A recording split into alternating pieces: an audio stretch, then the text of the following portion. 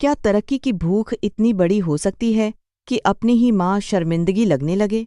घर को तो फूलों से सजा लिया गया, पर एक बूढ़ी माँ को मेहमानों से छुपाने की तैयारी होने लगी। आज की कहानी भीष्म साहनी द्वारा रचित। चीफ की दावत।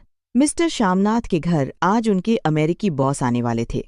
घर का कोना कोना चमक रहा था, क्योंकि आज श्यामनाथ के प्रमोशन का सवाल था। लेकिन एक समस्या थी, उनकी बूछी। मिस्टर श्यामनाथ के घर अनपट माँ।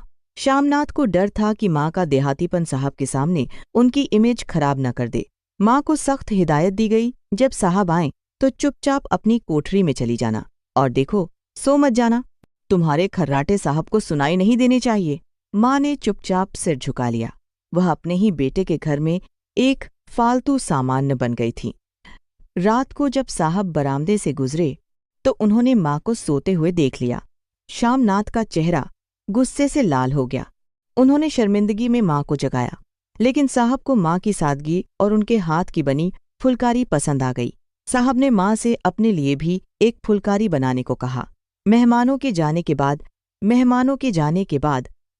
के श्यामनाथ ने माँ को गले लगा लिया और बोले, माँ, तुमने तो कमाल कर दिया, अब मेरा प्रमोशन पक्का है। माँ की आंखों में आंसू थे। उन्होंने कहा, बेटा, अब मुझे हरिद्वार भेज दे। श्यामनाथ ककक कर बोले, अगर तुम चली गई तो साहब की फुलकारी कौन बनाएगा? मेरी तरक्की रुक जाएगी माँ।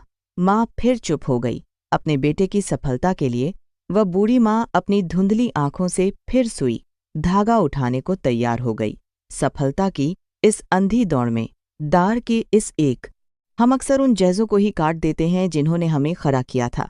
क्या तरक्की वाकई रिश्तों से बढ़ी है? अपनी राय कमेंट्स में लिखें।